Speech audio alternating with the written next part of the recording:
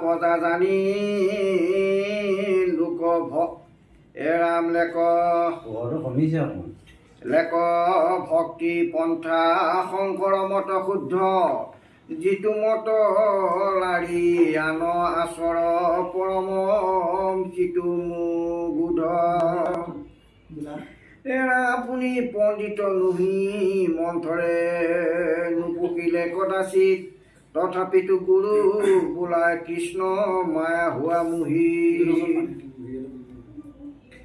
নজান শাস্ত্ৰক শিষ্য সংস নপায় দূৰ কৰিত তাৰ উপদেশে আন উন্নতৰে আপুনি ভয় বঞ্চিত শাস্ত্ৰ নাজানিলে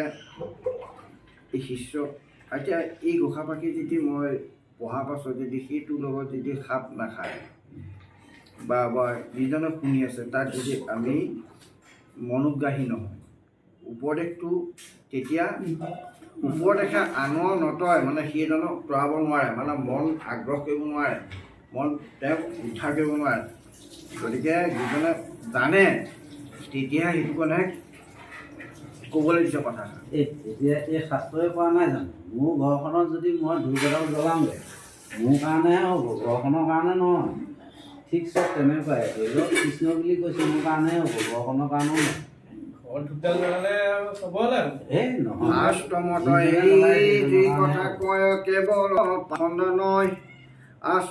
কৃষ্ণ পাইবে কদাচিত নুগুচে সংসাৰ ভয় সেইকাৰণে এটা কথা কৈছে শাস্ত্ৰ মত এই যি কথা কয় কেৱল পাখণ্ড নহয় গতিকে শাস্ত্ৰ যি কৈছে আমাক গুৰুৱে কিছুমান শিক্ষা দিছে আমাৰ সমাজখনৰ কথা কৈছোঁ আমাৰ যিজনে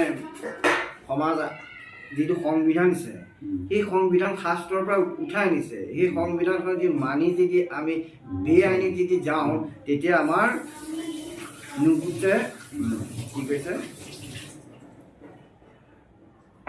শাস্ত্ৰৰ মতে কেৱল পাখণ্ড নহয় বুলি কৈছে গতিকে শাস্ত্ৰৰ মত এই অন্য আমি আচৰণ কৰিব নালাগে আন কথাও ক'ব নাপায় কৈছেনে এৰাম অন্ন যোনি কিছু নকৰে বিচাৰ জাতি কুল হৈল ভষ্ট বৈষ্ণৱ বেক ধৰিয়া পুৰ বেদ পন্থ কৰি নষ্ট অন্ন যোনি এই দুটা কিছু নকৰে বিচাৰ জাতি কুল হৈল ভষ্ট এই দুটা মানুহ হিচাপে এই দুটা বস্তু কৰা বিচাৰ